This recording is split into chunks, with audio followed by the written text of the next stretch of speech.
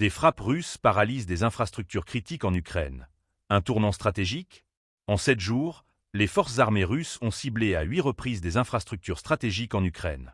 Ces frappes, menées avec des armes de haute précision et des drones, ont gravement endommagé des installations gazières et énergétiques d'importance cruciale, selon le ministère russe de la Défense. Une série d'attaques qui bouleverse la donne sur le terrain et fragilise le fonctionnement du complexe militaro-industriel ukrainien.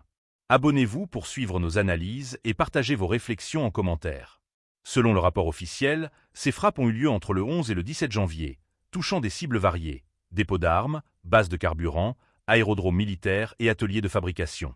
Parmi les installations détruites figurent également des zones de stockage pour drones d'attaque, des bateaux sans pilote, ainsi que des points de déploiement temporaires utilisés par les forces armées ukrainiennes et les mercenaires étrangers. Chaque cible semble avoir été choisie dans un but précis: réduire la capacité de l'Ukraine à maintenir ses efforts militaires et affaiblir ses lignes logistiques. L'accent mis sur les infrastructures gazières et énergétiques est particulièrement significatif.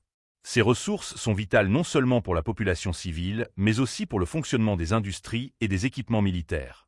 Leur destruction met Kiev face à un défi double: maintenir l'approvisionnement énergétique de ses forces armées tout en répondant aux besoins de ses citoyens en plein hiver. Les frappes russes révèlent également un niveau de sophistication technologique.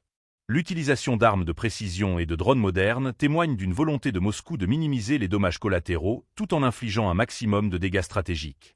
Les images relayées par le ministère russe montrent des attaques chirurgicales sur des cibles spécifiques, envoyant un message clair à l'Ukraine et à ses alliés occidentaux sur la détermination russe à intensifier la pression. Les impacts de ces frappes vont au-delà des infrastructures.